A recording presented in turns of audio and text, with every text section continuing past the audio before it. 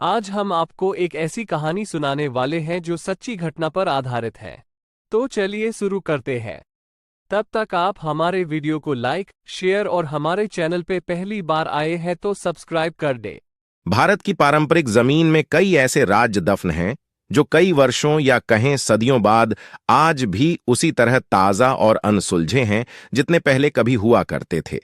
ये रहस्य कुछ ऐसे हैं जिन्हें जितना सुलझाने की कोशिश होती है ये उतने ही उलझते जाते हैं।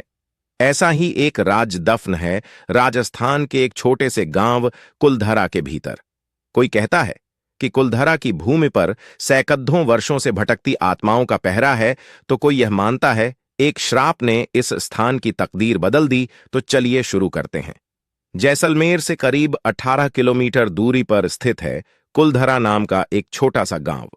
कहते हैं सन 1251 के आसपास रईस और मेहनती पालीवाल ब्राह्मणों ने 600 घरों वाले इस गांव को बसाया था। यह भी माना जाता है कि कुलधरा के आसपास 84 गांव थे और इन सभी में पालीवाल ब्राह्मण ही रहा करते थे। ये ब्राह्मण न सिर्फ मेहनती बल्कि वैज्ञानिक तौर पर भी सशक्त थे, क्योंकि कुलधरा के अवशेषों से यह स्पष्ट अंकित होता है कि कुलधरा के मकानों को वैज्ञानिक आधार से बनाया गया था। एक रात 84 गांव के सभी ब्राह्मणों ने बैठकर एक निर्णय लिया कि वे रातों रात इस गांव को खाली कर देंगे, लेकिन उस लड़ियचकी को कुछ नहीं होने देंगे। बस एक ही रात में कुलधरा समेत आसपास के सभी गांव खाली हो गए। जाते जाते वे लोग इस गांव को श्राप दे गए कि इस स्थान पर कोई भी नहीं बस पाएगा, जो भी यहां आएगा वह बर्बाद हो जाएगा। इस स्थान पर लगे श्राप की बात को मनगढ़ंत मानकर कई लोग यहां आए, लेकिन जो भी यहां एक रात रुका वह कभी वापस नहीं जा पाया। उसका नामो निशान तक किसी को नहीं मिला।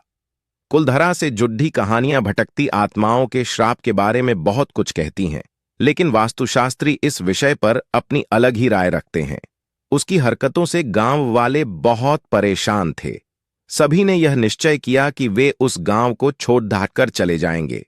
जाते समय वे इस गांव को कभी न मिटने वाला एक श्राप दे गए जो आज भी इस स्थान को बसने नहीं देता।